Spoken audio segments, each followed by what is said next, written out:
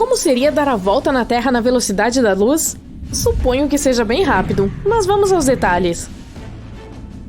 Viajar ao redor da Terra na velocidade da luz seria uma visão surpreendente. Se pudéssemos magicamente realizar essa façanha, veja como ela seria. Ao iniciar sua jornada veloz, tudo ao seu redor ficaria embaçado. A paisagem se transformaria em uma série de luzes deslumbrantes, como um show de fogos de artifício cósmico em Fast Forward. O mundo pareceria distorcido, com prédios e pontos de referência se fundindo em faixas de brilho à medida que você passasse por eles. As características familiares da cidade se tornariam cores indistintas, misturando-se em uma exibição hipnotizante. O dia e a noite se misturariam perfeitamente, pois a rotação da Terra se tornaria um redemoinho indistinguível. Entretanto, lembre-se de que, na velocidade da luz, o próprio tempo se comportaria de forma estranha. Para você, a viagem poderia parecer instantânea, mas quando você retornasse, veria que muito mais tempo teria se passado para todos os outros. É como fazer uma viagem rápida como um relâmpago enquanto o resto do mundo envelhece. Infelizmente, alcançar a velocidade da luz está atualmente além de nossas capacidades tecnológicas. Certo, mas você sabe qual é, de fato, a velocidade da luz? Na vasta extensão do espaço vazio, a velocidade com que a luz viaja é um número surpreendentemente preciso. 299.792.458 metros por segundo. Isso se traduz em aproximadamente 300 mil quilômetros por segundo, uma constante universalmente reconhecida, denotada como c, ou a velocidade da luz. Com base nos princípios revolucionários da teoria da relatividade especial do físico Albert Einstein, que constitui o alicerce da física moderna, chegamos a uma constatação notável. Nada em todo o universo pode ultrapassar a velocidade da luz. De acordo com essa teoria, à medida que um objeto se aproxima dessa constante, sua massa se move em espiral em direção ao infinito. Consequentemente, a velocidade da luz funciona como um limite de velocidade cósmica indiscutível, lançando sua influência sobre todo o universo. A rapidez da luz é tão fixa que ela tem um propósito na definição de unidades de medida internacionalmente aceitas, como o metro e a milha.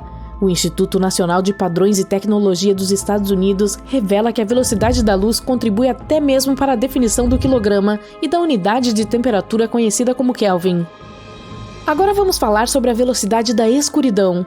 A escuridão, a contraparte elusiva da luz, aparentemente viaja na velocidade da própria luz. Na realidade, a escuridão não existe como uma entidade física distinta, mas sim como a ausência de luz. Sempre que você bloqueia uma parte substancial da luz, como quando junta as mãos, a escuridão preenche o vazio. Ao discutirmos velocidades, podemos pensar na escuridão como o que surge quando a luz deixa de iluminar, e ela parece se mover na velocidade da luz. Você está acompanhando tudo o que estou dizendo? Pois é, meu cérebro também está começando a sair pelos ouvidos. De qualquer forma, vamos fazer uma viagem ao espaço distante, longe de qualquer fonte de luz como o Sol radiante.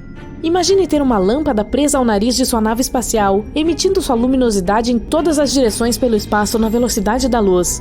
Agora, se você desligar momentaneamente a lâmpada e depois ligá-la novamente, ocorrerá um fenômeno fascinante. A luz continuará a viajar para fora em todas as direções de antes de você diminuir a intensidade da lâmpada, e feixes de luz subsequentes seguirão após você restaurar o brilho. Entretanto, em meio a essas esferas de luz em expansão, surgirá uma região intrigante. Se trata do espaço intermediário onde não há luz porque nenhuma foi gerada durante o breve período em que a lâmpada estava apagada. Assim, nesse espetáculo cósmico, a escuridão parece se juntar à jornada ao lado da luz, aparentemente perseguindo-a na velocidade da luz. Isso nos lembra que mesmo na ausência de luz, há uma interação encantadora entre sombras e iluminação, cada uma desempenhando seu papel exclusivo na vasta tapeçaria do universo. A luz é a coisa mais rápida do nosso universo. Ela viaja pelo espaço, passando por Mercúrio e Vênus para chegar até nós, e está desacelerando. Mas não precisa entrar em pânico. O Sol está ficando mais fraco, mas não veremos os efeitos disso por mais de 1 bilhão de anos. No vácuo espacial, a velocidade da luz é de cerca de 299.792 km por segundo.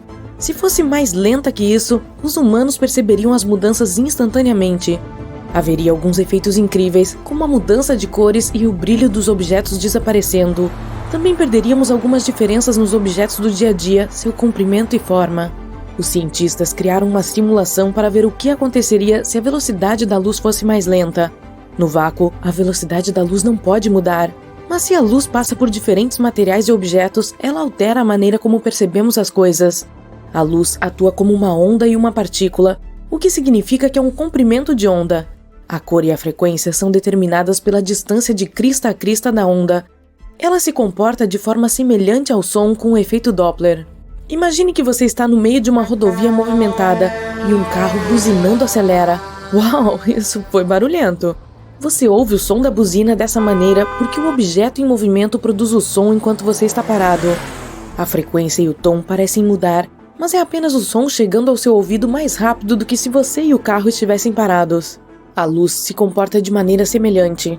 Os comprimentos de onda mudam se a velocidade mudar. Mover-se em direção a uma fonte de luz e tornar o comprimento de onda mais curto mudará a cor para um tom azul e violeta. Se afastando da fonte de luz, você terá algo mais avermelhado. Então, se a velocidade da luz diminuísse para a velocidade de caminhada, perceberíamos as cores mudando quando nos aproximássemos de um objeto iluminado. Ao mesmo tempo, a cor mudaria ao nosso redor e atrás de nós. Se você andasse para os lados, as cores para as quais está caminhando se tornariam mais azuis, e tudo à distância se tornaria vermelho. Essa informação é útil para astrônomos estudando objetos no espaço. Se as luzes estiverem deslocadas para o azul, significa que o objeto está se movendo em nossa direção. Se estiverem deslocadas para o vermelho, então está indo na direção oposta. Na verdade, tudo no universo está deslocado para o vermelho, provando que o universo está se expandindo e se afastando de nós. Quanto mais lenta, mais brilhante fica a luz. Isso porque os fótons se tornam mais presentes para que a gente os enxergue. Nesse ritmo, podemos ver luz invisível e aumento da intensidade. Você não notará muito esse efeito se estiver parado. Mas devido ao efeito Doppler, mover-se em direção ao objeto terá cores diferentes e intensidades de luz diferentes. Outro fenômeno que experimentaríamos é a dilatação do tempo. Quando você se move a uma velocidade semelhante à da luz, e o tempo diminui em relação a alguém que não está se movendo nessa velocidade. O espaço e o tempo são relativos. Então, se você estiver sentado em sua mesa procrastinando por horas, soa familiar, não é? Todo o seu movimento passará pelo tempo e não pelo espaço. Você estará parado, mas ainda estará tecnicamente avançando no tempo, envelhecendo lentamente. Quanto mais rápido você se mover pelo espaço, mais lento será seu movimento através do tempo. Se você se mover na mesma velocidade que a luz, todo o seu movimento será através do espaço e não através do tempo. Para perceber isso, você precisaria de outra pessoa para observá-lo. Você não está em uma máquina do tempo, vocês dois estão na Terra experimentando o mesmo fluxo temporal. Para você, que está experimentando isso em primeira mão, parece que você está indo mais rápido, porque está tendo muito mais movimento no espaço em um determinado momento. Quanto mais perto você se aproxima da velocidade da luz, menor se torna. Bom, na verdade não, mas depende do observador. Se você estiver viajando a essa velocidade, um objeto próximo parecerá pequeno. Assim como alguém que está observando você viajar à velocidade da luz vai pensar que você é menor do que realmente é. A simulação que cientistas do MIT realizaram mostrou que se a velocidade da luz diminuir, tudo ficará esticado como uma panqueca. Se você vir montanhas à distância e depois correr à velocidade da luz, elas parecerão mais longe. Os objetos ficarão distorcidos e parecerá que você está chegando a um determinado lugar mais rápido porque o tempo diminuiu para você. Se você estiver completamente parado e alguém do seu lado esquerdo jogar um objeto em forma de cubo para o seu lado direito, naturalmente você verá um lado dele, a menos que ele vire. Mas nesta nova realidade, verá a parte da frente envolvendo o lado visível que está vendo. Se você estiver se movendo na mesma velocidade que a luz em um espaço infinito, tudo será esticado à medida que você atingir velocidades infinitas. Em um mundo onde pessoas podem andar na mesma velocidade que a luz, não perceberemos nada como fazemos normalmente. Teremos que nos acostumar com a maneira como vemos objetos. Cada movimento que fizermos resultará em mudanças drásticas de cores. Mesmo virar a cabeça para olhar para algo parecerá estranho. Digamos que você esteja em um supermercado fazendo as suas compras e você caminhe de um corredor a outro corredor. O leite no final do balcão parecerá muito perto de você, mas quando você se aproximar, começará a sentir que está ficando mais longe de você. O leite também parecerá um pouco vermelho. Assim que você se aproximar, ele mudará para azul. Se alguém passar por você com um carrinho de compras, você o verá como uma espécie de modelo 3D de carrinho. A cor mudará à medida que se afastar de você. Parecerá estar longe, mas estará bem na sua frente. Na verdade, nós não sabemos a velocidade real da luz. Os físicos acreditam ser próxima de 299.792 km por segundo, mas essa constante é apenas para eles calcularem outras coisas científicas para que possamos entendê-las melhor. O problema é que só podemos medir a luz com feixes de luz e espelhos, mas não é como se tudo o que temos que fazer fosse apontar um feixe de luz para um espelho e medir seu caminho original e seu caminho refletido. A teoria da relatividade de Einstein afirma que o caminho original da luz que se move da fonte para o espelho pode não ter a mesma velocidade que a luz refletida do espelho de volta à fonte. Hipoteticamente, se a luz levar 10 segundos para viajar da fonte até o espelho e depois voltar para a fonte, podemos concluir que cada viagem leva 5 segundos. Mas a teoria de Einstein é de que pode levar 9 segundos para que a luz viaje da fonte para o espelho e apenas 1 segundo do espelho de volta à fonte, ou vice-versa, ou talvez números completamente diferentes. É por isso que é tão difícil medir a velocidade da luz. Um marco para os cientistas foi quando se conseguiu diminuir a velocidade da luz para zero sem perder seu brilho. Isso foi feito usando nuvens atômicas ultrafrias de cristais fotônicos. Esses cristais são materiais perfurados com bilhões de pequenos orifícios onde a luz pode refratar. Mas e se vivêssemos em um mundo onde a luz parasse no meio do caminho? Você acorda uma manhã e sente que é o crepúsculo. Abre as cortinas e vê que muitas luzes do carro estão acesas, mas não são tão brilhantes. Você acende as luzes do seu quarto, mas sente que a lâmpada está se apagando. Então a troca por outra, mas ela não funciona. Você acende as luzes em todos os lugares da sua casa, mas tudo está apenas com uma luz fraca. Você fica confuso e tenta verificar se há algum problema na eletricidade da sua casa. Mas parece estar funcionando bem. Você verifica seus vizinhos e eles também têm os mesmos problemas. Mesmo especialistas na área não conseguem entender o que está acontecendo. As horas passam e é tudo a mesma coisa. Toda a luz do mundo parece ter congelado no meio do caminho. Seu telefone está com pouco brilho, mesmo que você o coloque no máximo. Tudo está ficando mais escuro. Com as notícias, você fica sabendo que esse é um problema global. A luz está diminuindo lentamente e logo não haverá mais luz no mundo. Você decide esperar enquanto todos os outros estão em pânico. Uau, algo não está certo. Tudo parece instável. Definitivamente não é um terremoto. E na verdade está piorando. As nuvens parecem se mover mais rápido do que o habitual. E os animais estão entrando em um frenesi. A âncora de notícias aparece na TV em um tom alarmado e diz: "Bom dia, lamentamos interromper seu programa. Cientistas acabaram de descobrir que a rotação da Terra tem flutuado a um ritmo incomum. Um grupo de especialistas acredita que a Terra está aumentando sua rotação a cada segundo, e eles desconhecem a razão.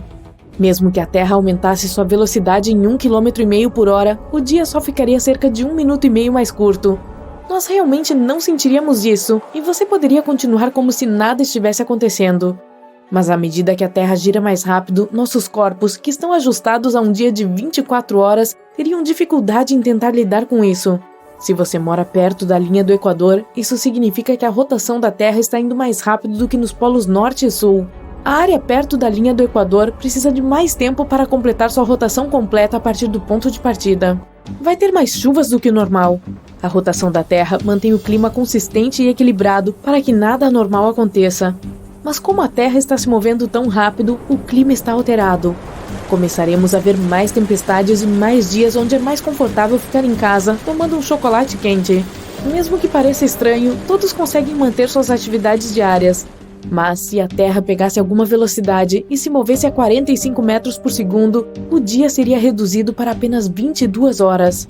Isso meio que faz você sentir a diferença de fuso 24 horas por dia, 7 dias por semana.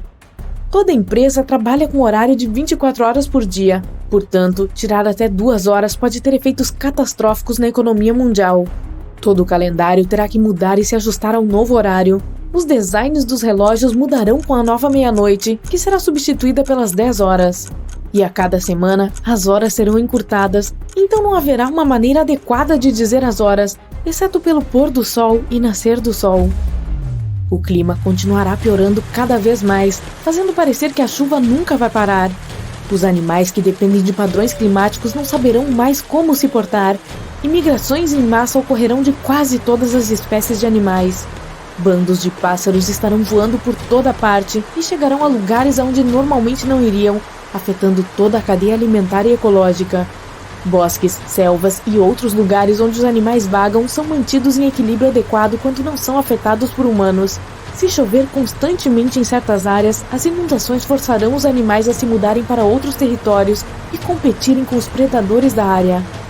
Se a Terra aumentasse a velocidade todos os dias, então subir em uma balança no Ártico lhe diria que você pesa 81 quilos. Mas ao redor da linha do Equador, você poderia pesar cerca de 80 quilos. Isso devido à força extra que se opõe à gravidade naquela área. Com a Terra girando mais rapidamente, todas as companhias aéreas ao redor do mundo terão que parar, já que os sistemas de radar enlouqueceram e o clima está muito perigoso para voar. Todo mundo precisa se locomover de carro. Os satélites estão posicionados de tal forma que é crucial que permaneçam onde estão para devolver sinais para nós. Por causa do que está acontecendo, os sinais de Wi-Fi e televisão não conseguem nos alcançar. As comunicações ao redor do mundo acabarão sendo curtas e lentas, e eventualmente teremos um apagão total da comunicação. Os navios deixarão de operar e o comércio global entrará em colapso, adicionando danos extras à já falida economia mundial. Os ventos ficarão mais fortes e rápidos do que o habitual, o que significa que as temperaturas mudarão. Tempestades como furacões serão mais fortes do que nunca e terão mais energia para a destruição. E ainda assim, a 160 km por hora, o Equador será engolido pela água. A bacia amazônica e pequenas ilhas agora submergirão completamente em cerca de 15 metros de água. A maior parte da vida vegetal estará em perigo, especialmente na linha do Equador. Com a floresta ameaçada por inundações, mais ambientes animais estarão em perigo. As árvores e plantas não sobreviverão a tantas inundações. Se a Terra girasse tão rápido que as horas agora fossem reduzidas para 15, provavelmente sentiríamos que estamos sempre em um avião a jato passando por turbulência. Seria impossível dormir se a Terra continuasse ganhando velocidade a cada segundo do dia. Nessa velocidade, os dias teriam cerca de 7 horas de duração, assim como as noites. O mundo inteiro seria inundado, exceto os pontos mais altos das montanhas de maior altitude. Se isso acontecer, os humanos provavelmente acabarão lá, se agarrando aos últimos pedaços de terra restantes. A maior parte da vida animal também será extinta. E à medida que a Terra girar cada vez mais rápido, a crosta perderá sua durabilidade, permitindo que terremotos mais frequentes e fortes aconteçam. Vulcões entrarão em erupção por toda parte, mesmo que estejam submersos em água, e continuará assim por um bom tempo. Muitos grandes desastres naturais, como terremotos, tsunamis, vulcões e até mesmo derretimento de mantos de gelo, aceleraram a velocidade da Terra em milissegundos. Então, com a velocidade da Terra aumentando continuamente, esses desastres naturais farão o planeta ir ainda mais rápido. Mesmo que sejam apenas milissegundos, já bastam para se ter grandes consequências.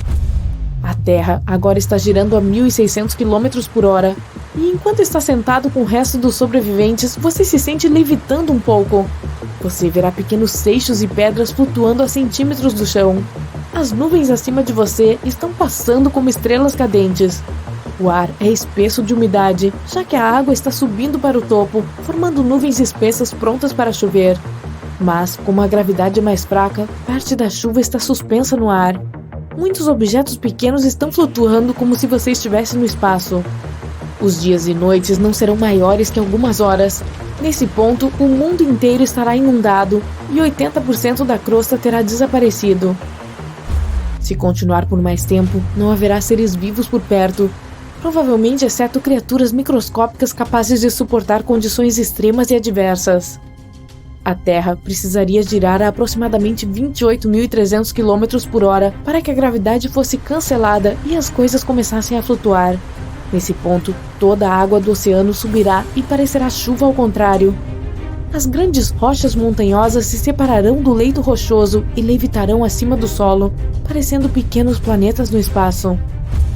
A Terra agora está girando 17 vezes mais rápido do que o habitual, o que faz com que uma rotação completa em torno do seu eixo leve apenas 84 minutos, em vez de 24 horas. Se você conseguir ficar tanto tempo, literalmente verá os dias e as noites passarem em um instante. Você também estará flutuando sem rumo no céu, esbarrando em rochas e outras superfícies. Você não reconhecerá mais nada. A crosta terrestre está rasgando, expondo o magma que está abaixo. Portanto, pousar no chão não é uma opção. Você verá o espaço sideral à medida que subir. Você não saberá o quão rápido está indo, mas tudo o que saberá é que provavelmente é o único humano que resta nesse mundo giratório. A Terra acabará girando tão rápido que o resto das camadas começará a descascar, expondo o interior da Terra. Ela começará a se espremer do núcleo até se tornar semelhante a uma panqueca. Nada pode sobreviver neste momento. Tanto calor será produzido a partir do núcleo que o planeta aquecerá como um micro-ondas. Toda a água desaparecerá e parecerá um ponto vermelho no sistema solar. E assim que começar a se aproximar da velocidade da luz, o tempo congelará. As rochas e elementos flutuantes não se moverão e acabarão sendo distorcidos. E com esforço suficiente, a Terra acabará se transformando em um buraco negro. Claro, nada disso vai acontecer. De acordo com os cientistas, a Terra provavelmente desacelerará sua rotação. Desde que a Lua entrou em cena, a Terra vem desacelerando em cerca de 6 km por hora a cada 10 milhões de anos ou mais. Isso é devido à atração gravitacional da Lua sobre o nosso pequeno planeta azul. Provavelmente continuará assim. Mas, ei, por que tanta pressa? Você acende a luz assim que entra em uma sala. Você nem mesmo para pensar em contar quanto tempo leva para a lâmpada acender. Você não poderia, como se fosse instantâneo. Bem, tecnicamente você poderia se fosse rápido o suficiente. Boa sorte para clicar no cronômetro a tempo quando estiver medindo mais de 1 bilhão de quilômetros por hora. Isso é aproximadamente 300 mil quilômetros por segundo, quase a distância da Terra à Lua em um estalar de dedos. Opa! Efeito sonoro errado. Você pode me dar um estalar de dedos? É isso, em um estalar de dedos. E a Lua está mais longe do que você provavelmente pensa. Se todos os planetas em todo o sistema solar estivessem alinhados em uma fila épica de conga, conga la conga, eles se encaixariam entre a Terra e seu satélite. E isso inclui o pobre e esquecido Plutão. Ok, a luz é rápida. Vamos adiante. É um lindo dia de sol, perfeito para uma corrida. E como em qualquer outro dia, você sai para correr, para e pensa: ei, qual é a velocidade do som? Você não faz isso? Bom, definitivamente não tão rápida quanto a luz. Precisa de provas? Verifique você mesmo na próxima vez que houver uma tempestade na sua área. Você verá um relâmpago antes de ouvir o barulho do trovão. A luz daquele raio correu até você, disparou em seus olhos e subiu em seu cérebro para que você entendesse. Oh, raio! O tempo todo, a onda sonora do trovão ainda está a caminho de você. Ela vai chegar, é só dar um tempo. Por sinal, o trovão não é o som de nuvens de tempestade se chocando. Vem desse mesmo raio. Ele corre em direção ao solo e abre um caminho pelo ar. O ar educadamente se move para o lado para abrir caminho para o relâmpago. E no instante em que o relâmpago desaparece, BUM! O ar se junta novamente e produz o som que chamamos de trovão. Ah, e aqui vai um fato engraçado. O som viaja mais rápido debaixo d'água do que no ar. Um pouco mais de 4 vezes mais rápido, para ser exato. Então, se você fosse nadar com seu amigo e gritasse algo bizarro debaixo d'água, ele ouviria um pouco mais cedo do que se você fizesse a mesma coisa fora da piscina. Todos os outros também ouviram? Opa! O som também viaja por longas distâncias debaixo d'água. É por isso que o canto das baleias jubarte pode ser ouvido por milhares e milhares de quilômetros. Mas em um ambiente controlado onde o ar é seco e temos uma temperatura constante de 20 graus, a velocidade do som é de cerca de 1.215 km por hora. Esse é um número mais realista. Um que as pessoas podem até alcançar. A famosa aeronave Bell X-1 foi a primeira a quebrar a barreira do som em 14 de outubro de 1947. O piloto de testes Chuck Yeager estava na cabine do avião-foguete. Imagine ouvir aquele boom sônico pela primeira vez na história. Bravo, capitão! Os humanos podem correr com o som, mas a luz é um desafio totalmente diferente. Apenas medi-la, em primeiro lugar, não é uma tarefa fácil. A velocidade oficial da luz mudou várias vezes ao longo da história, mesmo lá no século XVII. Depois de séculos de debate e experimentos com resultados diferentes, a comunidade científica finalmente resolveu a questão em 1983, talvez. Para medir a velocidade de qualquer coisa, você precisará saber duas coisas: a distância entre os pontos A e B e o tempo que um objeto leva para viajar entre esses pontos. Com a distância dividida pelo tempo, você terá a velocidade da luz. Mas com cada experimento feito para medir a velocidade da luz, sempre houve um fator extra no cálculo que todos ignoraram. Ou melhor, deixavam de lado. Ao fazer um experimento usando feixes de luz e espelhos, sempre incluímos a viagem do feixe de luz de A para B e de volta para A. Com a mesma velocidade e distância, podemos fazer um experimento controlado e concluir um número oficial da velocidade para os registros. Caso encerrado. Vamos comemorar. Não tão rápido. Um certo alguém, em 1905, tinha algo a dizer sobre isso. E esta pessoa lançou uma teoria de que a luz pode viajar em velocidades diferentes indo e voltando. Ainda não consegue entender isso? Bom, vamos pegar este exemplo. Você tem um longo dia. Você passou a noite toda no trabalho e mal pode esperar para afundar em sua cama confortável e quente. Você entra em um ônibus e vai para casa. A noite está clara e não há tráfego na estrada.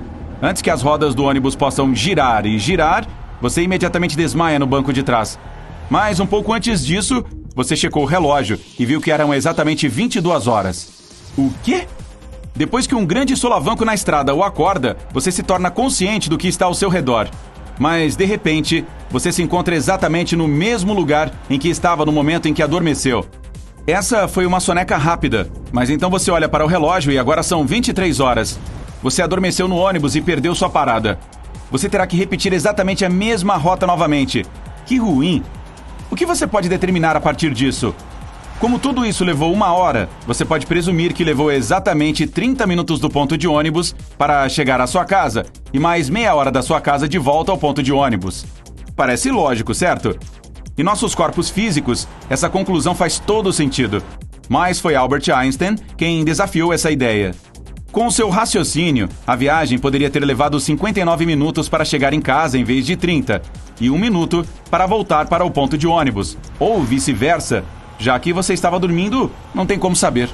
E essa ideia é o que tem mantido cientistas e físicos sem dormir a noite toda ao longo de décadas. Quando você atinge a velocidade da luz no espaço, coisas impressionantes começam a acontecer.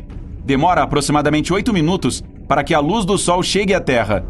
Então, a luz é super lenta no espaço? Na verdade, não. Aqui estamos falando de distâncias inimagináveis.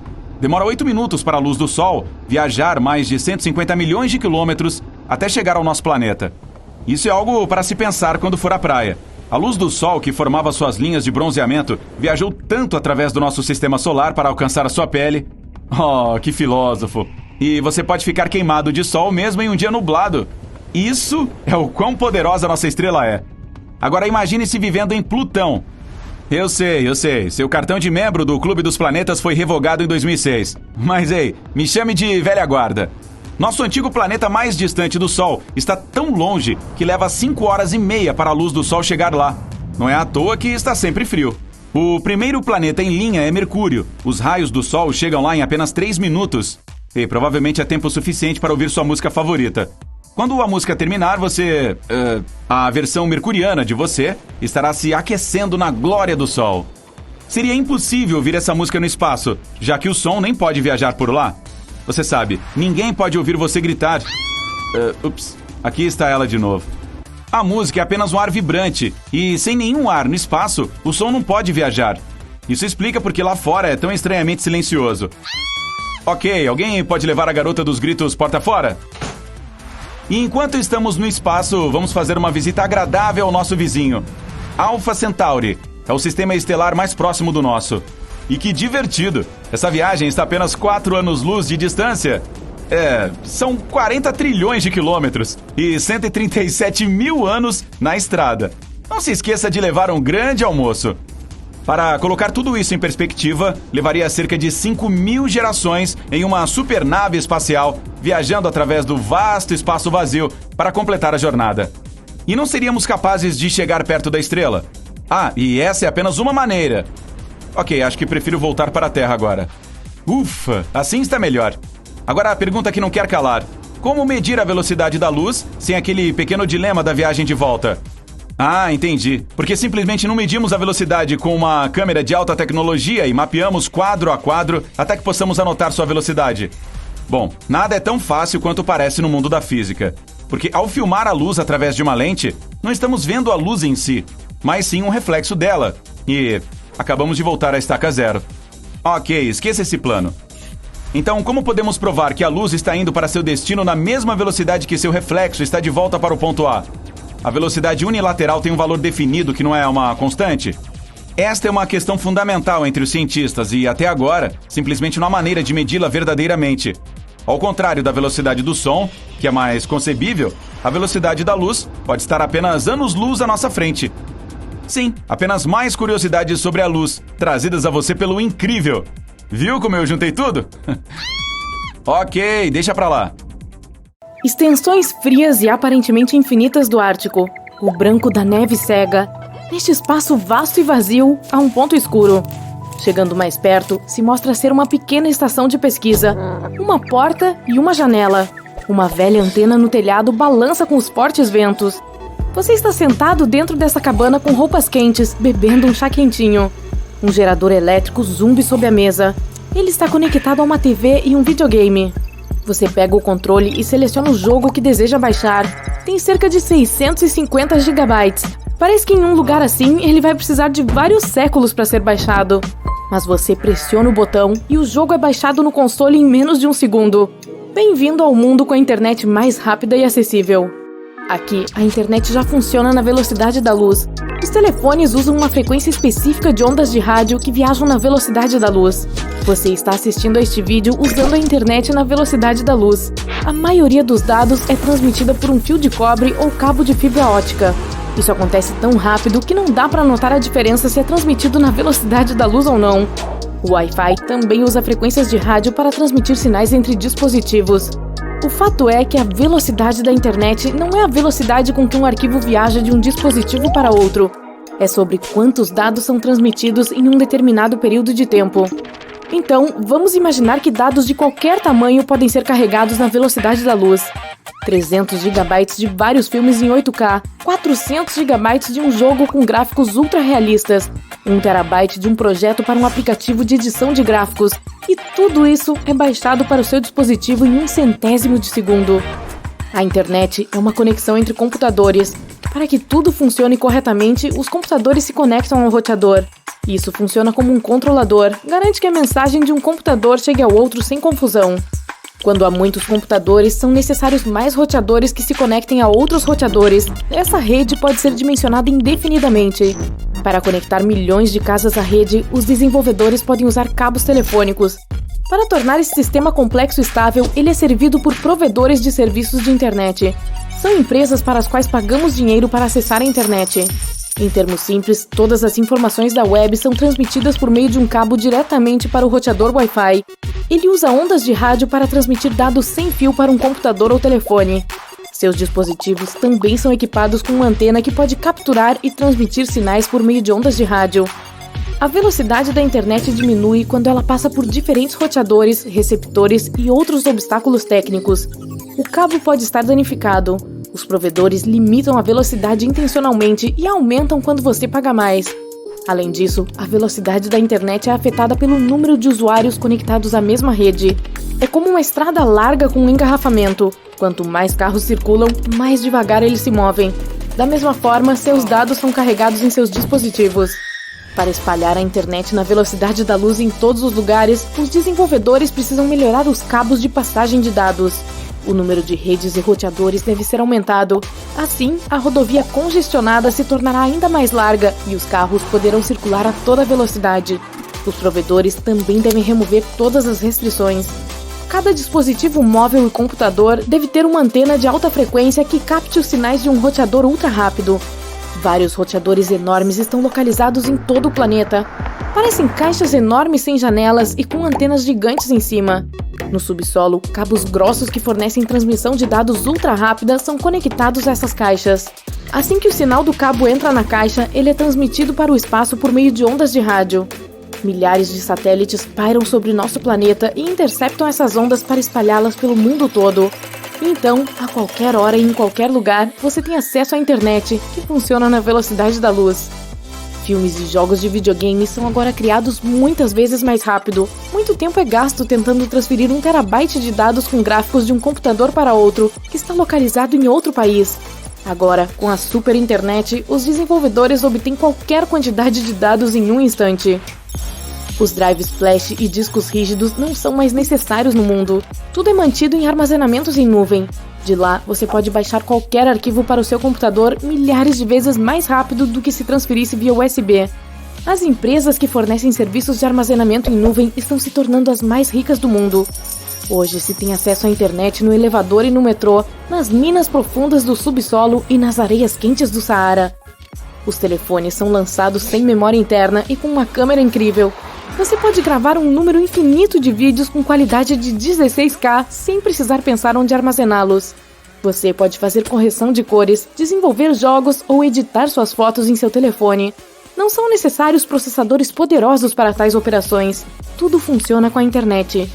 Você se conecta remotamente a um computador poderoso e trabalha de qualquer lugar. É por isso que o mercado de computadores caros entrou em colapso. Ninguém quer gastar dinheiro em uma placa de vídeo boa, porque uma nova será lançada em um ano. É muito mais fácil se conectar a um computador onde ela já está instalada. Mesmo atualmente, empresas assim já existem em grande número. Você pode jogar um novo jogo com configurações melhores do que o seu computador ou seu telefone antigo permitem, se a sua conexão com a internet for rápida o suficiente. A super internet cria um clima perfeito para o rápido desenvolvimento de tecnologias modernas. Lentes de realidade virtual, por exemplo. Em um avião, em um submarino, no deserto, você pode assistir a filmes da mais alta qualidade em 360 graus ou jogar jogos com realidade aumentada. Os efeitos especiais e os gráficos em tais jogos tornam-se indistinguíveis da realidade. A inteligência artificial pode processar dados de todo o mundo simultaneamente em questão de segundos. Graças a isso, as pessoas fazem descobertas no campo da medicina e da engenharia genética. Os cientistas estão desenvolvendo uma máquina que possa carregar a mente humana na internet e fazer o download da mesma. O armazenamento em nuvem de cada usuário acumula tanto lixo digital que as pessoas contratam empresas especiais para limpar terabytes de dados inúteis. Uma grande quantidade de energia é consumida, o que provoca o aumento do preço da eletricidade. Para economizar dinheiro, as pessoas constroem pequenos parques eólicos em seus quintais para gerar eletricidade. Muitas pessoas fazem túneis para chegar a rios subterrâneos. Usando equipamentos especiais e um poderoso fluxo de água, você pode criar uma usina hidrelétrica doméstica. Os telhados da maioria das casas estão cobertos por painéis solares. A internet está se tornando tão familiar para o mundo quanto o ar. Não existe mais um lugar onde você não tem acesso à web. Alguns bloggers colocaram um telefone em uma caixa feita de metal refratário e o jogaram na boca de um vulcão em atividade. Mesmo assim, a conexão não foi interrompida até que o telefone derreteu. Em poucos anos, os dados na internet como um todo aumentam milhares de vezes. Milhões de petabytes devem ser armazenados em algum lugar. Desenvolvedores ao redor do mundo criam eventos de processamento de dados para oferecer suporte ao armazenamento em nuvem. Eles surgem debaixo d'água, no subsolo, nas montanhas e até mesmo nas florestas. Os cientistas entendem que não haverá espaço suficiente para esse armazenamento de dados no futuro. Além disso, todos esses centros de dados emitem radiação forte, o que é ruim para os humanos e para a atmosfera terrestre. Portanto, as empresas de TI do mundo se unem para criar um servidor gigante de armazenamento de dados no espaço. Essa estação é construída na órbita do nosso planeta. Os desenvolvedores instalam equipamentos especiais lá para garantir o funcionamento do armazenamento em nuvem. Todos os anos, a estação cresce de tamanho, recebe energia de painéis solares. Depois de algumas décadas, o centro de processamento de dados se torna um cubo com a metade do tamanho da Terra. Você pode vê-lo pela janela e ver seu contorno no céu azul melhor do que a Lua. À noite, milhões de lâmpadas acendem nele. Uma enorme área da Lua está coberta por baterias solares para fornecer energia adicional ao cubo. Agora, ela parece uma bola de espelhos. Os humanos colonizam Marte e levam a super internet para lá. Agora você pode fazer uma videochamada de alta qualidade para um amigo que está no planeta vermelho. Algo está se movendo em direção ao nosso planeta e poderia acabar com toda a vida na Terra. É uma agulha normal que pesa em torno de 5 gramas. Você provavelmente está se perguntando por que isso é tão perigoso. Algo tão pequeno pode realmente causar algum dano? É difícil dizer, pois está se movendo à velocidade da luz e não sabemos o que acontecerá realmente quando nos atingir. Isso porque a ideia em si é hipotética, portanto nos deixa com um monte de perguntas. Aqui está a primeira. O que acontece com uma agulha de costura no espaço? Ela poderia realmente acelerar até a velocidade da luz? A resposta é não. Mas isso não é tão simples. No nosso universo, nada que tenha massa pode atingir a velocidade da luz. é preciso energia para fazer qualquer objeto se mover mais rápido. Uma vez que não pode haver uma quantidade infinita de energia, nada pode acelerar tanto. Então, no nosso caso, podemos simplificar as coisas. Digamos que a agulha se mova a 99,9% da velocidade da luz. Isso equivale a cerca de 299.300 km por segundo, ou 1,08 bilhão de quilômetros por hora. Nessa velocidade, uma viagem da Terra até o Sol levaria cerca de 8 minutos. Para efeito de comparação, a velocidade máxima do foguete Falcon Heavy é de 39.600 km por hora. E nosso carro mais rápido é mais de 2 milhões de vezes mais lento que a velocidade da luz. A maior rocha que já atingiu nosso planeta foi o meteorito Roba. Ele pesava cerca de 60 toneladas e caiu na Terra cerca de 80 mil anos, causando muitos danos. Será que algo tão pequeno quanto nossa agulha de costura poderia ter o mesmo efeito? Claro que sim. É tudo uma questão de energia envolvida. Coisas pequenas viajando na velocidade da luz têm mais energia do que objetos realmente grandes, mas que se movem lentamente. Portanto, nossa agulha em alta velocidade atingiria o solo com muito mais força.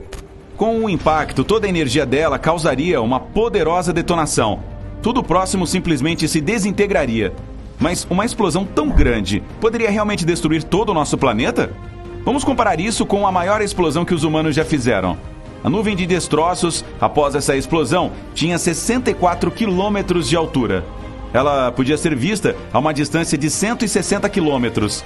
Cerca de 50 megatoneladas de força explosiva foram lançadas na atmosfera.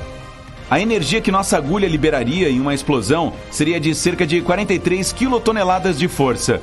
Isso é menos do que os humanos podem causar, mas ainda pode levar a danos enormes. Portanto, se ouvir no noticiário que algo está se dirigindo para a Terra na velocidade da luz, você definitivamente precisará de um abrigo. As pessoas conseguiriam sobreviver a uma colisão como essa? Bem, seria muito assustador. Um deslumbrante flash de luz seria seguido por uma onda de choque de uma força incrível. Os vidros de todas as casas, em um raio de 4 quilômetros, seriam quebrados. Até os edifícios mais robustos desabariam. Toda essa energia proveniente de nossa agulha causaria incêndios de grandes proporções a até 2,5 km do epicentro. Tudo neste local evaporaria totalmente. A situação seria um pouco diferente se a agulha caísse no oceano. Assim como um meteorito, seu impacto causaria um enorme tsunami. Mas a onda de choque não afetaria as grandes cidades e as pessoas provavelmente não se machucariam. No entanto, se atingisse a costa leste dos Estados Unidos, esse minúsculo objeto ainda poderia causar inundações em Nova York. Porém, outras coisas poderiam acontecer se uma agulha como essa entrasse na atmosfera da Terra. Por estar se deslocando quase na velocidade da luz, não seria mais um objeto sólido, e sim um monte de átomos voando lado a lado. Portanto, é possível que a agulha passasse direto pelo nosso planeta, da mesma forma que atravessaria um balão. Isso aconteceria muito rapidamente, em uma fração de segundo. Ninguém notaria, e as pessoas simplesmente continuariam com seus afazeres. Mas aqui está a possibilidade mais incrível. E se a agulha atingisse uma pessoa? Bem, há uma chance muito pequena disso acontecer. Apenas uma em 1.600.000. Embora algo semelhante tenha acontecido pelo menos uma vez, quando 2 homens na Turquia vivenciaram uma chuva de pedras em 1888. Porém, vamos voltar à nossa agulha na velocidade da luz. Se o corpo humano absorvesse completamente toda essa energia com o impacto, ele simplesmente se desintegraria. Mas também existe outra possibilidade. A agulha poderia enfraquecer as ligações entre as moléculas e átomos do seu corpo e passar por eles sem causar dor. Você apenas sentiria algo, como uma picada de mosquito. Claro, ainda ficaria com uma marca. O objeto faria um buraco perfeito em seu corpo. Mas, contanto que não passasse por seus órgãos vitais, você ficaria bem. Além disso, poderia se orgulhar da sorte incrível que teve. A chance de uma agulha do espaço o atingir é quase como ganhar na loteria. Então, parece que uma agulha movendo-se na velocidade da luz não faria tanto mal assim. Ela poderia criar uma grande cratera em um local, mas o mundo no geral ficaria bem. Mas e se algo muito maior do que uma agulha voasse em direção à Terra? Em 2013, um grande meteorito entrou na atmosfera acima da Rússia. Felizmente, a maior parte dele queimou antes de atingir o solo. O maior pedaço que restou pesava pouco mais de meia tonelada e explodiu cerca de 23 quilômetros acima da superfície, danificando levemente mais de 7.000 edifícios. Cerca de 1.500 pessoas ficaram feridas. e ele estava se deslocando a apenas cerca de 59.500 km por hora. Mas o que aconteceria se tivesse acelerado quase até a velocidade da luz? Um objeto desse tamanho, movendo-se a uma velocidade de quase 299.300 km por segundo, teria uma enorme quantidade de energia. Seu impacto basicamente destruiria um continente inteiro. A onda de choque teria tanta força que envolveria completamente o planeta e destruiria absolutamente tudo em seu caminho. O tsunami, causado pela explosão, arrastaria nossa civilização para os mares. Os humanos só sobreviveriam se fizessem bunkers subterrâneos muito profundos. E assim que a poeira baixasse e voltássemos à superfície, descobriríamos que não haveria mais nada vivo na Terra. Seria mais ou menos igual a quando um meteoro destruiu os dinossauros há milhões de anos. Tudo bem que aquele meteorito não se deslocava tão rápido, mas ele era enorme assim. Claro, nosso planeta se recuperou desse impacto e retomou a vida. Na verdade, há um objeto se movendo em nosso sistema solar agora que pode destruir metade da Terra. O cometa Halley.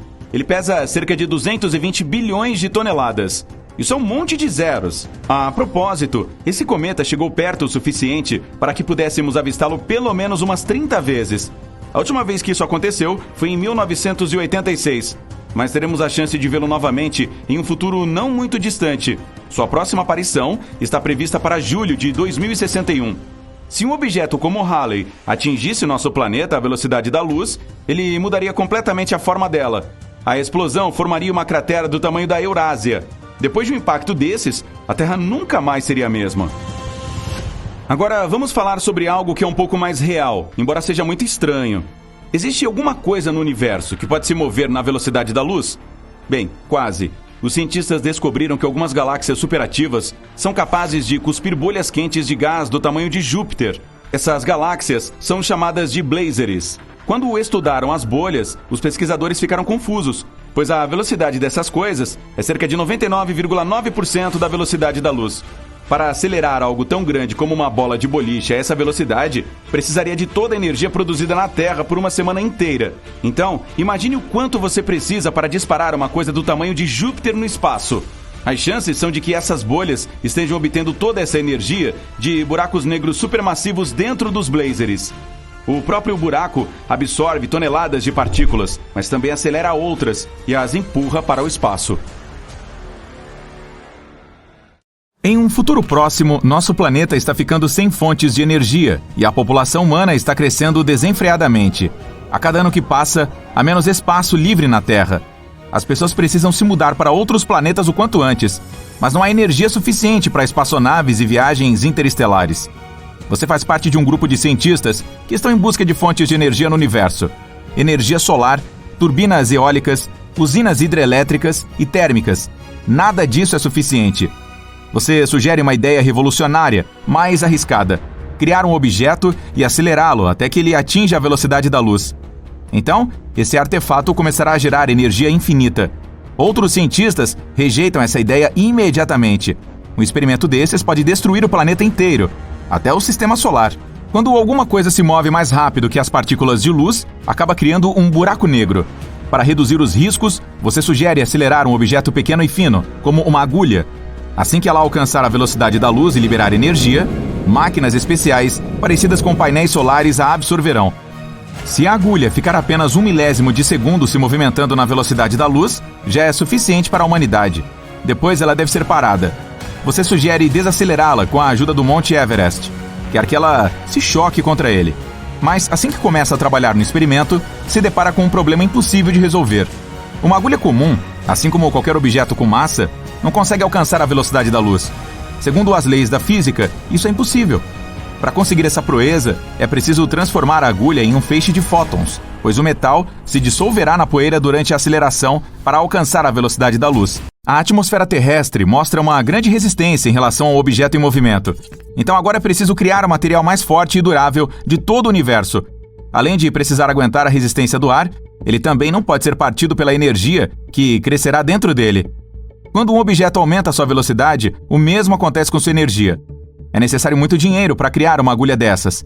Mas antes de investir nisso, você deve conduzir o experimento em um programa de simulação para provar que está fazendo a coisa certa. Esse programa é um holograma computadorizado do Sistema Solar, que imita e visualiza todas as leis da física. Você pode fazer o seu teste usando esse modelo. E, se tudo der certo, conseguirá o dinheiro para colocar seu plano em prática. Então cria uma solução computadorizada da agulha.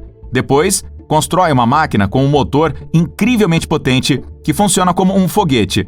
Vários motores são acoplados à agulha. Eles a ajudam a alcançar a velocidade do som. Depois, a carregam com energia e a liberam. Usando a força da carga, ela deve acelerar até a velocidade da luz e bater no Everest. Seria preciso definir um ponto de lançamento bem distante da montanha para que o processo todo dê certo. A resistência do ar prejudica muito a aceleração. O trajeto da agulha precisa passar por milhares de quilômetros de espaço livre. Então, você acha que é melhor lançar o experimento do espaço, onde não há resistência alguma. Para fazer isso, constrói uma base na Lua, no simulador. Os computadores calculam o horário de partida e a posição da agulha. É necessário saber a velocidade do movimento da Terra ao redor de seu eixo e a do movimento da Lua ao redor do nosso planeta. O menor desvio que seja do trajeto pode fazer a agulha bater no oceano. Ou em uma cidade. Se cair na água, várias inundações e tsunamis acontecerão mundo afora. O computador calcula o momento ideal para o objeto voar. Você está pronto para iniciar a operação. Cientistas e presidentes de diferentes países estão assistindo à simulação. Você está tão apreensivo que está suando. Quando a hora chega, aperta o botão Iniciar. Todos estão olhando para o telão. Um foguete com uma agulha colocada em seu topo é lançado. Ele vai acima da Lua e alcança a velocidade do som. O primeiro motor cai. A massa do foguete diminui e a velocidade aumenta. Metade da distância entre nosso planeta e a Lua já foi percorrida. Ainda restam 2 turbinas de motor. A velocidade do som é excedida em 10 vezes. O segundo motor cai. A agulha está se aproximando da atmosfera terrestre. O terceiro motor gera uma carga gigante de energia. A libera para dentro da agulha e também cai. O artefato fica vermelho e quente como o Sol e penetra na atmosfera da Terra. As camadas protetoras do nosso planeta não conseguem impedi-lo de alcançar seu objetivo. O céu se acende com um flash intenso e no meio segundo seguinte, a agulha se chocará contra o Everest na velocidade da luz. 2 segundos depois, seu experimento irá falhar. E aqui está o motivo. Quanto maior a velocidade de um objeto, maior a massa e a energia acumuladas dentro dele.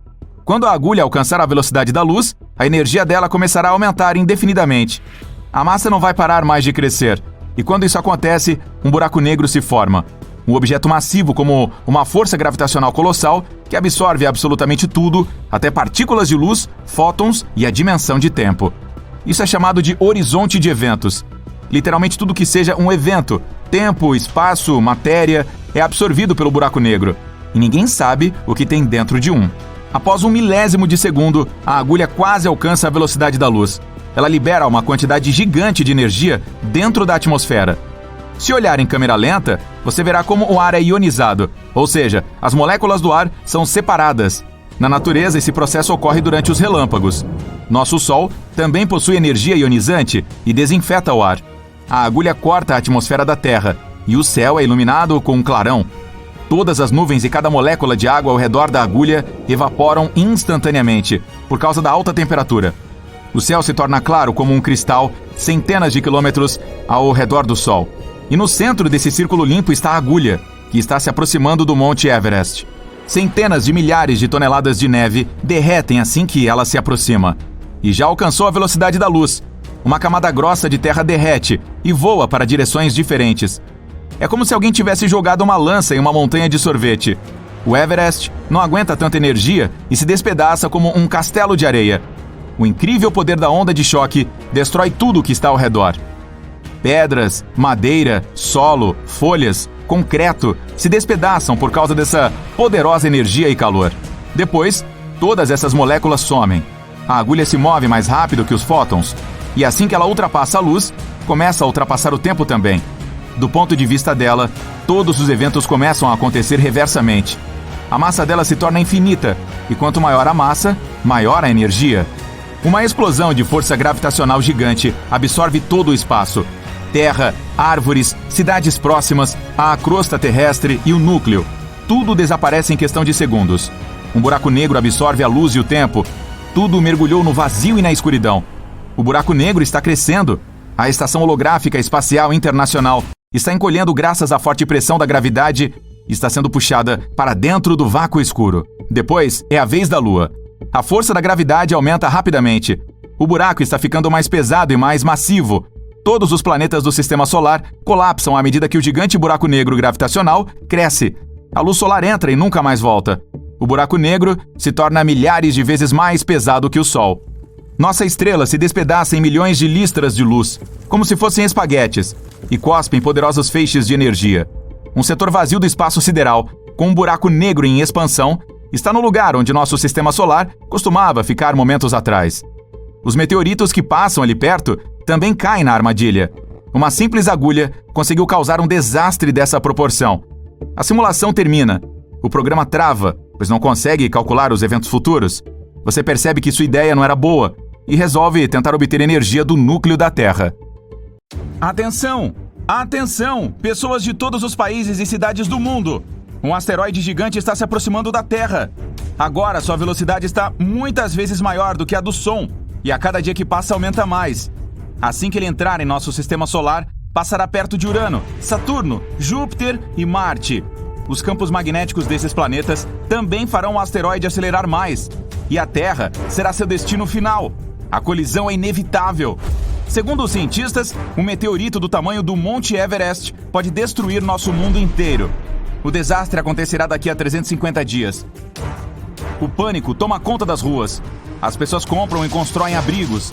Os cientistas e astrônomos ao redor do globo todo se reúnem para buscar uma solução.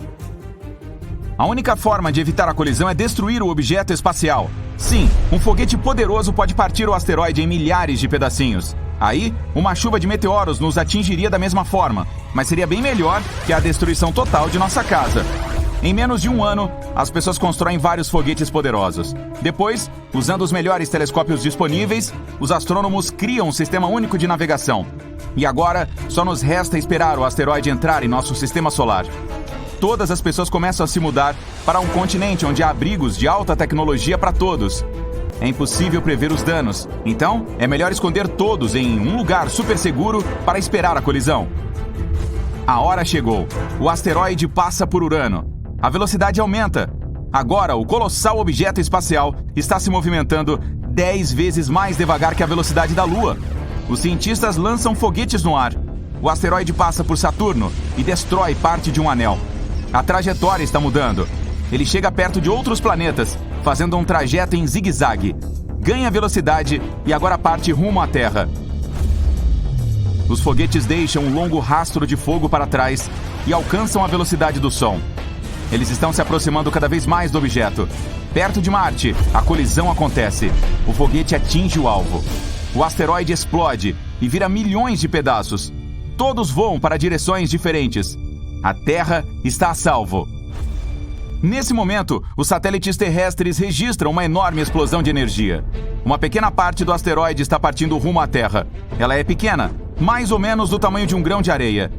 Mas a explosão acelerou essa partícula que agora está voando rumo à Terra a uma velocidade de 297 mil quilômetros por hora, o que corresponde a 99% da velocidade da luz. Nesse ritmo, o grão tem quase o mesmo poder destrutivo que o asteroide inteiro tinha. Ele está se aproximando da Lua e daqui a poucos segundos atingirá nosso planeta. Todas as pessoas estão esperando e mal conseguem respirar de tanta ansiedade. O pequeno fragmento ganhou esse poder incrível por causa das leis da física. Quanto maior a velocidade de um objeto, mais massa e energia ele tem. Quando o grão de areia alcança uma velocidade próxima da luz, sua energia e massa começam a aumentar significativamente.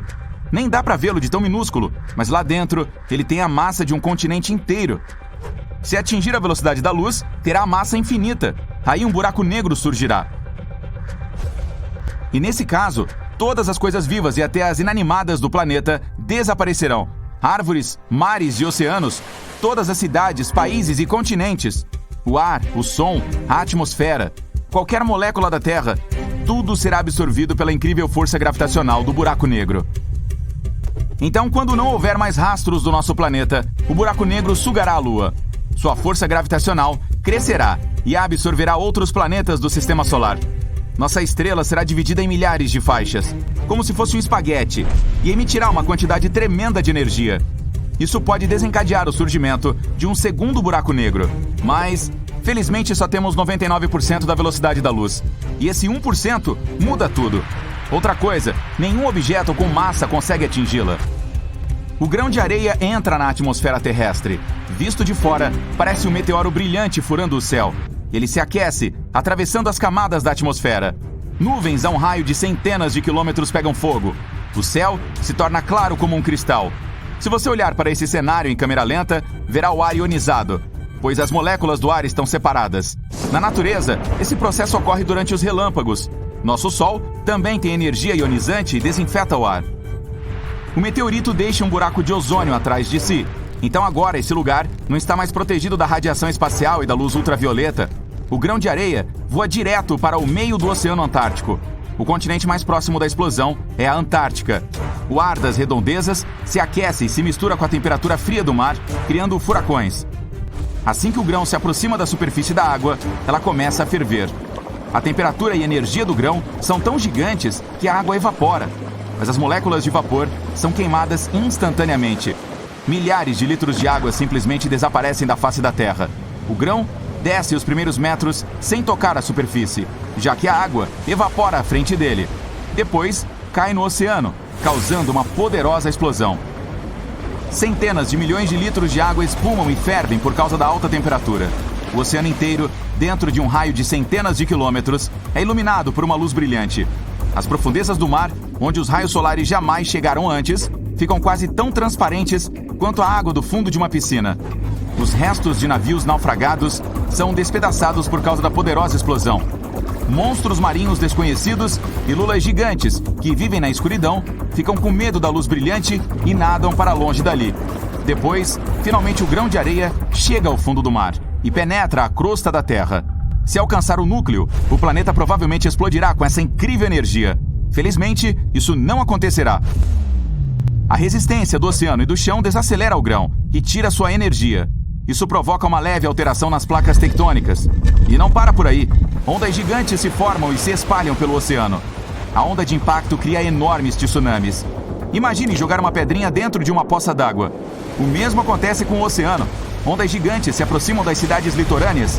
Felizmente, as pessoas foram evacuadas, mas o dano causado por um grão de areia custará centenas de trilhões de dólares. Casas estão destruídas, ruas estão inundadas. Depois de um tempo, a chuva cai, acompanhada de furacões. A água do oceano vaporizada pelo grão se transforma em nuvens gigantes de tempestade. O vento as leva para os continentes. E aí, depois do tsunami, chuvas prolongadas começam, inundando países inteiros.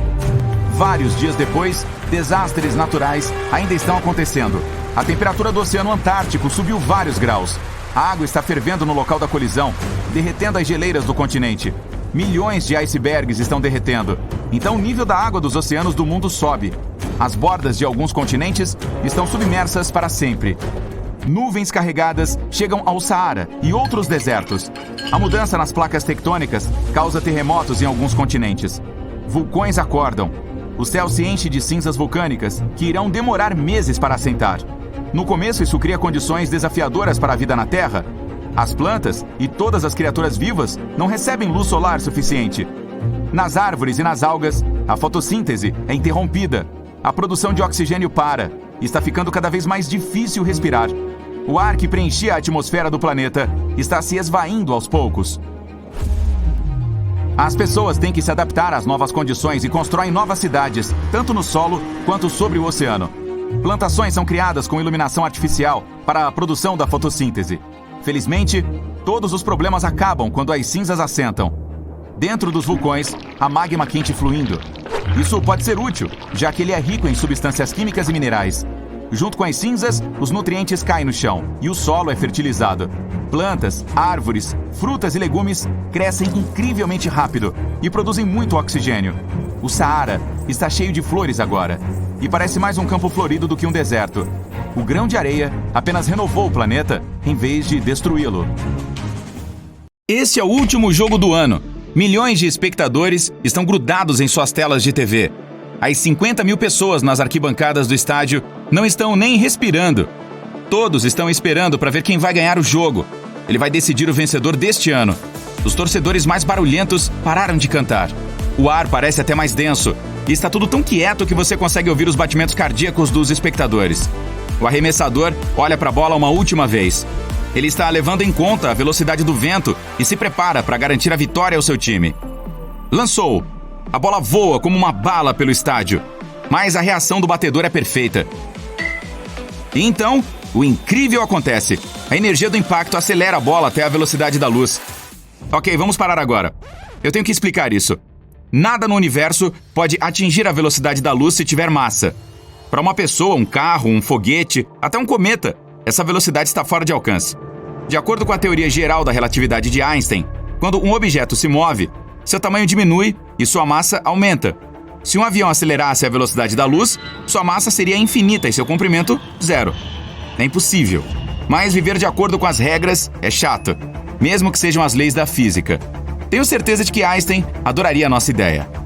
Então, no nosso mundo sem lei, o batedor acertou a bola e ela voou a 300 mil quilômetros por segundo.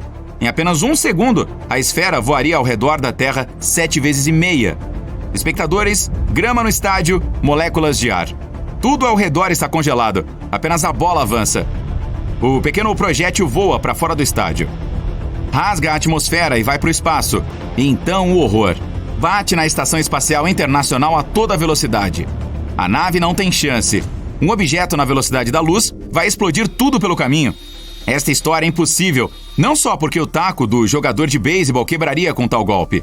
Uma pequena bola de couro e borracha acionaria um flash no centro de um estádio mais brilhante que o Sol.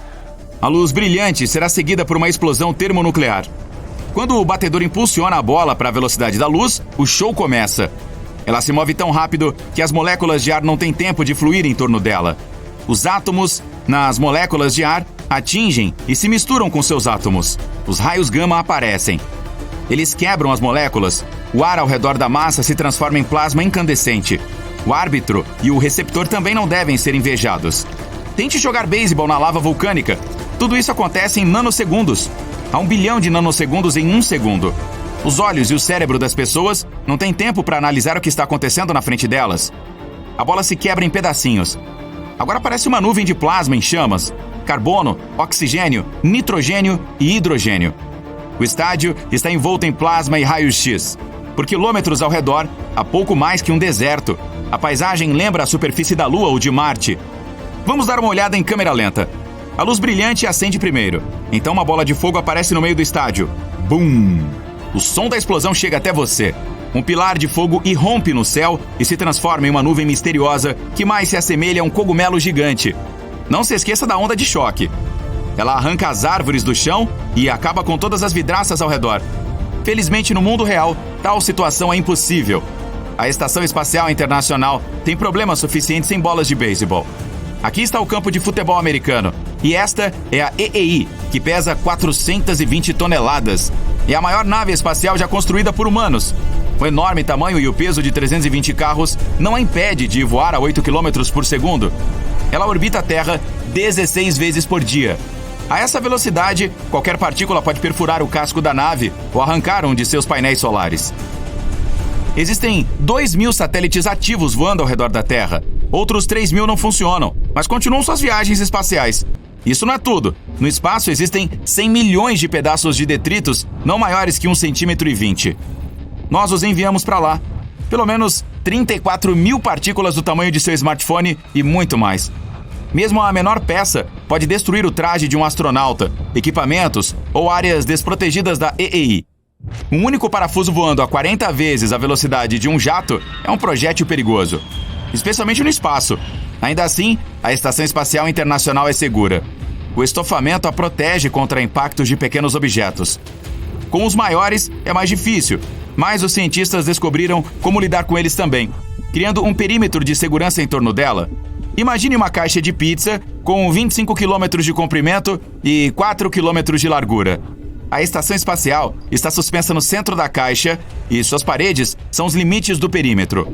Especialistas da NASA registram cada violador da fronteira espacial. Eles calculam a probabilidade de colisão. Se houver perigo, a estação começa a manobrar e evita o impacto. Em 2020, ela mudou a sua rota de voo 3 vezes. Centenas de objetos entram na atmosfera da Terra todos os anos. A maioria queima antes de atingir a superfície do planeta. Se os detritos de metal explodirem na atmosfera, provavelmente acabarão em terras despovoadas ou no oceano. Ainda assim, essas coisas acontecem. No início da manhã do dia 22 de janeiro de 1997, Lottie Williams, estava andando por um parque em Oklahoma. Antes do amanhecer, ela viu uma bola de fogo brilhante no céu. A mulher achou que era uma estrela cadente. De repente, sentiu algo tocar seu ombro. Era nada menos que um pedaço de metal do tamanho da palma da mão. O impacto não prejudicou Lottie, que se tornou a única pessoa no planeta a ter sido atingida por detritos espaciais. Aquilo fazia parte do tanque de combustível do foguete americano Delta II. A probabilidade de ser atingido por detritos espaciais é mínima.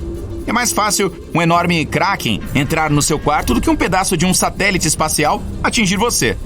Os detritos são invisíveis no fluxo de milhares de pequenos meteoritos. Eles bombardeiam a atmosfera da Terra todos os dias. A maioria das rochas queima nela, e as que caem em nosso planeta são invisíveis. O único caso confirmado de um encontro próximo com um meteorito foi o de Ann Hodges. Em 1954, uma pedra espacial atravessou o telhado de uma casa e atingiu a mulher na coxa. O meteorito deixou um buraco no teto e um hematoma na perna da sortuda. Vamos imaginar o que aconteceria se um objeto do tamanho e peso de uma bola de boliche voasse em direção ao nosso planeta. Naturalmente na velocidade da luz. Em 2 segundos, ele percorre a distância da Lua à Terra. Essa bola vai rachar, mas terá tempo para iniciar a fusão termonuclear. Esse processo irá liberar raios X que transformarão a atmosfera em uma bolha de plasma que vai se expandir constantemente. Não haverá ponto de impacto de detritos espaciais na superfície terrestre. Ela não terá tempo para pousar, mas fará muitas coisas desagradáveis. A explosão na atmosfera será colossal. O cataclismo transformará parte do planeta em um deserto sem vida e provocará a destruição de parte da crosta terrestre. Na superfície, começarão incêndios, terremotos, tsunamis e erupções vulcânicas. O Sol é a principal fonte de luz do nosso sistema solar. A luz da estrela atinge Plutão em 5 horas e 50 minutos. Mercúrio está apenas a 3 minutos e 20 segundos de distância, quanto a Terra são 8 minutos e 20 segundos. Se enviarmos uma espaçonave a Marte amanhã, ela chegará ao seu destino em 7 meses. Um foguete que viaja na velocidade da luz o fará em 3 minutos. Dificilmente aprenderemos a voar na velocidade da luz. A maioria das naves espaciais modernas é movida por motores de íons. Mas os cientistas estão procurando uma alternativa. Por milhares de anos, as pessoas viajaram em navios com velas. Hoje, essa tecnologia é relevante novamente. Engenheiros sugerem usar velas no espaço. Eles propõem pegar o vento solar com elas. Uma vela é instalada na espaçonave e fótons de luz a atingem. Isso cria uma pressão que empurra o objeto para frente. A ideia mais ambígua até agora é produzir um motor externo de propulsão de plasma pulsado. Seu princípio é detonar centenas de cargas nucleares atrás da espaçonave, que voará para frente em sua onda de choque. Obrigado, mas não. A maneira com mais jeito de ficção científica de viajar no espaço é usar uma dobra espacial. Nesse caso, podemos voar mais rápido que a velocidade da luz, mas primeiro devemos construir um motor que distorça o espaço-tempo e use essa distorção para viagens espaciais. Até agora, essa tecnologia só pode ser encontrada em filmes e quadrinhos. Você está no meio do Saara. Você vê um toldo enorme com um padrão de alvo vermelho. A superfície está tão quente que dá para fritar um ovo no chão. Uma gota de água está por atingir o centro deste alvo à velocidade da luz. Teórica e tecnicamente, esse experimento é impossível de se realizar. Mas se isso acontecer, então um nada misterioso nos esperará. E cada versão desse nada será diferente. Então vamos fazer 3 gotas. Opção 1. É melhor fazer isso de uma altura considerável ou do espaço. Você decola em um jetpack para a estratosfera. Você tem uma garrafa de água na mão e derrama uma gota. Digamos que ela comece a acelerar. Neste caso, mesmo em baixa velocidade, uma gota de água queimará nas camadas protetoras da atmosfera. Em menos de 1 segundo, a gota se transformará em vapor. Digamos que nosso planeta não tivesse nenhuma proteção como a atmosfera. A resistência do ar ainda faria a gota desaparecer. A gota está voando a uma velocidade muito alta. O vento frio a transforma em gelo. Quanto maior a velocidade da gota, mais forte é a resistência do ar. A gota está se movendo cada vez mais rápido, logo atingindo a velocidade do som. Então ela simplesmente se quebra em milhares de partículas pequenas. Sob tais condições, a gota nunca será capaz de alcançar a Terra à velocidade da luz. Nada acontece porque nada chega ao alvo. A próxima tentativa envolve mudar a gota.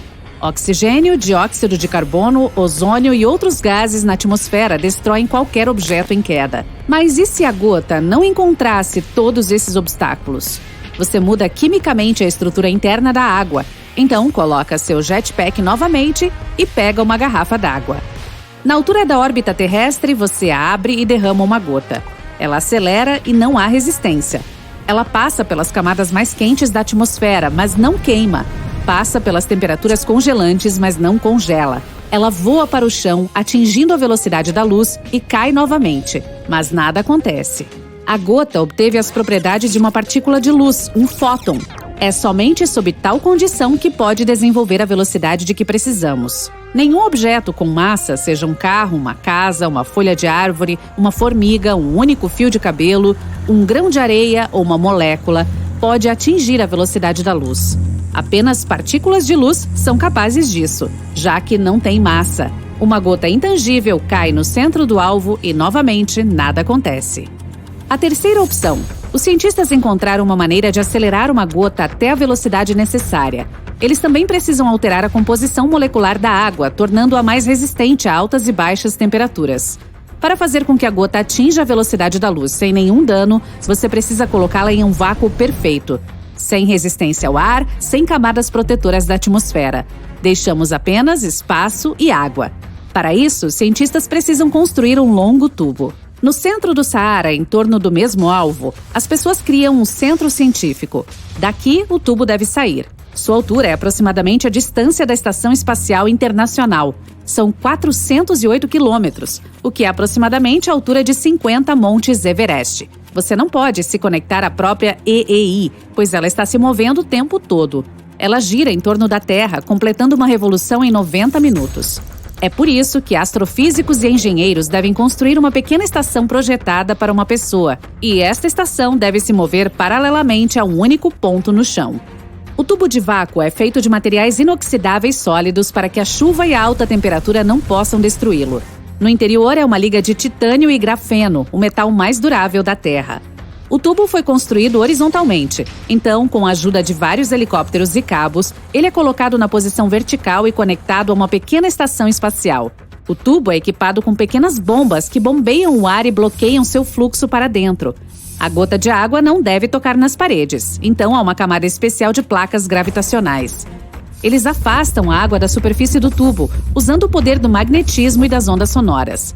Você coloca um jetpack e voa para a estação com uma garrafa de água propícia e durável. Suas mãos estão tremendo de emoção. Sua respiração soa alto no traje espacial. Você abre a garrafa, a inclina ligeiramente e despeja uma gota em uma caixa especial. Dentro deste recipiente, a gota é carregada com a energia necessária para desenvolver a velocidade da luz. Agora está pronta para a jornada. Você olha para a caixa, fecha os olhos e pressiona o botão Iniciar. A gota voa para o cano a uma grande velocidade. Devido à poderosa onda de explosão, toda a estação é jogada para o lado.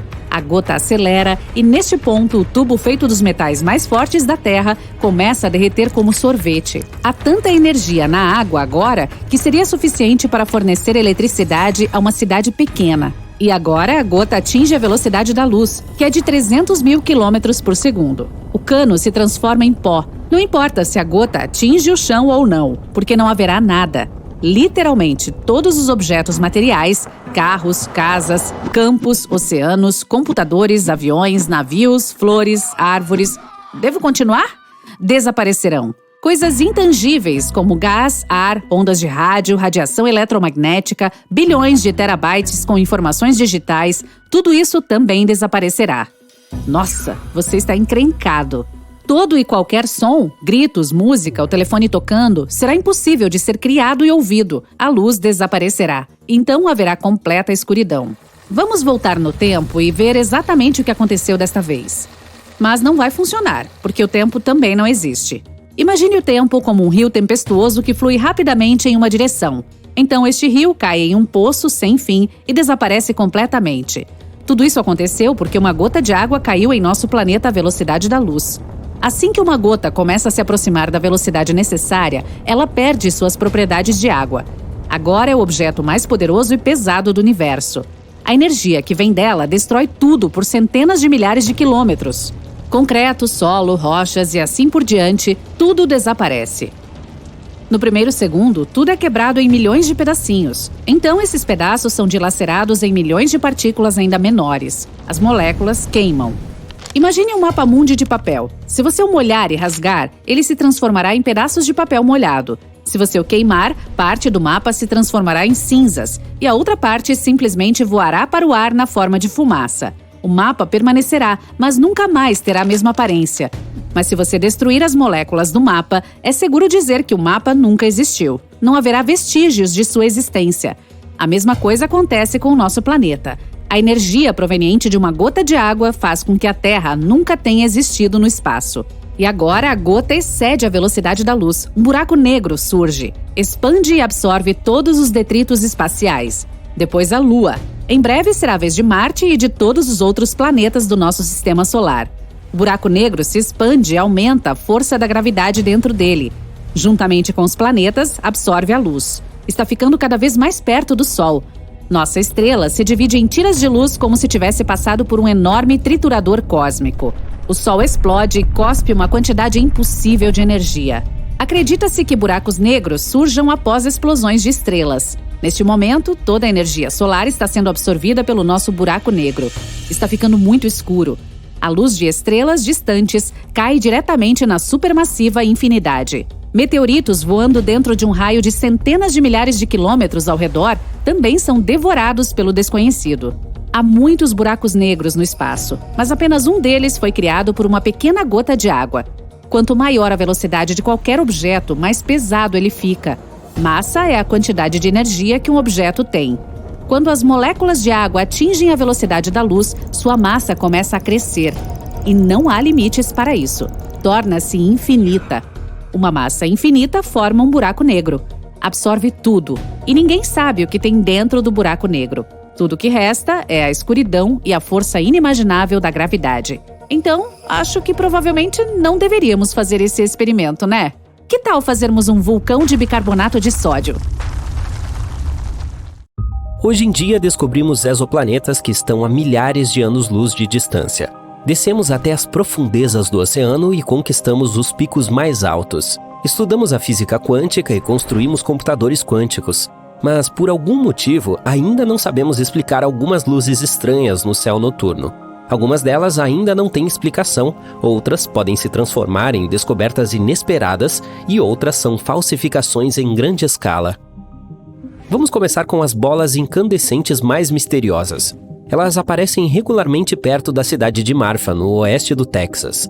São luzes do tamanho de uma bola de basquete e aparecem de repente no meio da noite. Elas piscam, se dividem em duas partes e decolam para o céu diversas vezes por ano. Por várias gerações, as pessoas têm visto luzes azuis, brancas, amarelas e de outras cores. A existência dessas luzes não é uma lenda, mas um fato confirmado pelos cientistas. Mas sua natureza ainda há de ser explicada. Um pastor local notou as luzes de Marfa pela primeira vez em 1883. A princípio, ele pensou que fossem fogueiras que os apaches haviam feito. Os vizinhos disseram ao pastor que também tinham visto as luzes misteriosas. Todos decidiram verificar a teoria dos apaches, que se mostrou errada. Não havia vestígios de fogo no local sobre o qual as luzes estavam voando. Então, na década de 40, os pilotos do aeródromo de Midland, que fica nas proximidades, viram as luzes de Marfa. Eles também queriam desvendar o segredo desse fenômeno, mas não descobriram nada. Mais e mais pessoas viram as luzes bizarras. Muitas delas tinham certeza de que as luzes eram naves de uma civilização extraterrestre. Outras diziam que eram as almas de espíritos errantes. Mas as teorias científicas pareciam muito mais realistas. Um grupo de estudantes de física conduziu sua própria investigação e descobriu que as luzes eram os faróis dos carros que passavam na rodovia mais próxima. Ok, algumas luzes realmente se parecem com faróis, mas e aquelas que decolam para o céu e mudam de cor? Pode ser uma ilusão de ótica que ocorre quando uma camada de ar frio pressiona uma camada de ar quente. Você pode observar o mesmo efeito visual no oceano, quando parece que um navio está flutuando no ar no horizonte. Mas se essas luzes são faróis e uma ilusão de ótica, por que são vistas apenas algumas vezes por ano? Outra versão da origem das luzes sugere que elas são algo como luzes do pântano. Você pode ver misteriosas bolas brilhantes subindo ao céu no meio da noite. Substâncias orgânicas como galhos, folhas e árvores caídas se decompõem em áreas úmidas e emitem gases de fosfina e metano. Quando essas substâncias entram em contato com o oxigênio, elas se inflamam. Mas não há lugares úmidos como esse no oeste do Texas. De onde poderia vir esse gás? Há muitas reservas de petróleo e gás natural nas entranhas dessa região, e todas essas substâncias podem conter fosfina e metano. Parece irrealista, mas os cientistas ainda não conseguiram confirmar essa versão. O engenheiro aeroespacial James Bunnell explicou a natureza das luzes de Marfa por meio de uma carga elétrica incomum. Substâncias sólidas como minerais e vários cristais geram eletricidade sob pressão, e essa energia subterrânea irrompe na forma de luzes multicoloridas. Mas o cientista não conseguiu provar sua teoria. As luzes de Marfa continuam sendo um mistério. Talvez você possa desvendá-lo. Outras luzes surpreendem as pessoas na Noruega, na cidade de Hesdalen. As luzes de Hesdalen, diferentemente de outros fenômenos semelhantes, podem aparecer com frequência no céu noturno, e é claro, já foram registradas em câmeras muitas vezes. De 1981 a 1984, as luzes de Hesdalen apareceram de 10 a 20 vezes por semana. Atualmente são observadas de 10 a 20 vezes por ano. Essas bolas gigantes flutuam no ar, pulsam, piscam e se movem muito rapidamente. Além disso, as bolas podem ficar suspensas no ar de alguns segundos a várias horas. Embora as pessoas as tenham registrado com câmeras muitas vezes, os cientistas ainda não conseguem estudá-las. As luzes de Hesdalen são muito brilhantes e, se as pessoas entenderem sua natureza, poderão criar fontes de luz usando essa energia alternativa desconhecida. Até o momento, há várias teorias sobre essas luzes. Os físicos sugerem que as bolas aparecem quando nuvens de poeira contendo escândio queimam no ar. Trata-se de um metal de cor prata clara. Há muitos depósitos dessa substância no vale onde as pessoas observam as luzes de Hesdalen. Outra teoria diz que as bolas são o resultado do acúmulo de cristais macroscópicos no plasma de poeira. Esse plasma é formado quando o ar é ionizado e blá blá blá. Em resumo, essa é uma hipótese científica complexa que não foi confirmada. Os cientistas precisam de muito financiamento para estudar as luzes de Hesdalen. Os pesquisadores tentam atrair investidores dizendo que o mecanismo das luzes de Hesdalen pode incentivar um salto tecnológico em tecnologias baseadas em luz. Algumas das luzes mais famosas do mundo apareceram em Phoenix, Arizona, em 1997. Dezenas de milhares de pessoas viram dois fenômenos estranhos naquele dia. O primeiro foi um triângulo voador gigante. Por volta das 8 da noite, várias luzes apareceram no céu, alinhadas em um triângulo. Elas voaram em uma formação uniforme por Phoenix e desapareceram céu afora. O segundo fenômeno começou cerca de 2 horas depois. As pessoas notaram luzes pairando no céu. Elas não formavam um triângulo e se moviam livremente. Elas queimavam com uma luz brilhante, voavam em diferentes direções e desapareciam atrás de uma cadeia de montanhas a sudoeste de Phoenix. As pessoas ficaram assustadas, ligaram para a polícia e relataram luzes estranhas. Muitas tinham certeza de que eram naves de uma civilização extraterrestre, mas a explicação logo apareceu. Ambos os incidentes foram resultado de exercícios com aeronaves. No primeiro caso, as pessoas viram vários aviões alinhados em um triângulo. Eles sobrevoaram Phoenix e pousaram em uma base aérea próxima. No segundo caso, foram realizados exercícios com foguetes luminosos. Vários aviões lançaram foguetes brilhantes que pousaram com pequenos paraquedas por um longo tempo. Eles queimaram no ar e depois desapareceram atrás de uma cadeia de montanhas. Uma explicação bastante lógica, mas quase 10 anos depois, algo estranho aconteceu novamente. Em 21 de abril de 2008, a Delegacia de Polícia de Phoenix recebeu centenas de mensagens de moradores preocupados que haviam visto luzes estranhas no céu. 4 bolas brilhantes pairavam sobre a cidade mudando de forma. Elas se tornaram triangulares, depois retangulares e em seguida desapareceram uma a uma. A polícia entrou em contato com o campo de aviação mais próximo, mas eles disseram que o radar não tinha visto nenhum objeto no céu. Se fossem coisas materiais, os dispositivos de radar teriam identificado. A polícia não tinha nenhuma explicação. Os controladores de tráfego aéreo também não sabiam o que era. O caso causou um grande alvoroço na sociedade. Muitos começaram a se lembrar do fenômeno ocorrido há uma década e voltaram a afirmar que se tratava de naves extraterrestres. Mas depois de 2 dias, tais afirmações perderam força. Um homem ligou para a televisão local e admitiu que havia criado as luzes usando sinalizadores e balões de hélio. Ele amarrou um sinalizador em um balão, ateou fogo nele e o levantou no ar. Então, minutos depois, repetiu essa ação, depois novamente, 4 vezes.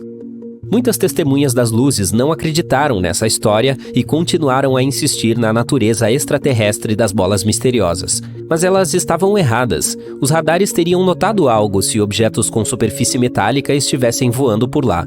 Os balões de luz e os foguetes, entretanto, eram pequenos demais para serem detectados pelos radares. Em segundo lugar, todas as luzes estavam voando para o leste. O vento estava soprando na mesma direção naquele dia. Terceiro, o tempo de queima. Os foguetes de sinalização queimam por cerca de 20 minutos. Quando uma dessas luzes se apagou, a segunda queimou por mais 1 minuto, e o último se apagou cerca de 20 a 30 minutos após o início do primeiro. As testemunhas mencionaram o mesmo período de tempo. Um dos moradores locais era vizinho do sujeito que confessou ter organizado a farsa. O vizinho o viu acendendo os sinalizadores por volta das 20 horas, mais ou menos na hora em que começaram as ligações para a polícia. Luzes de Fênix se tornou um ótimo exemplo de como é fácil enganar as pessoas e causar alvoroço.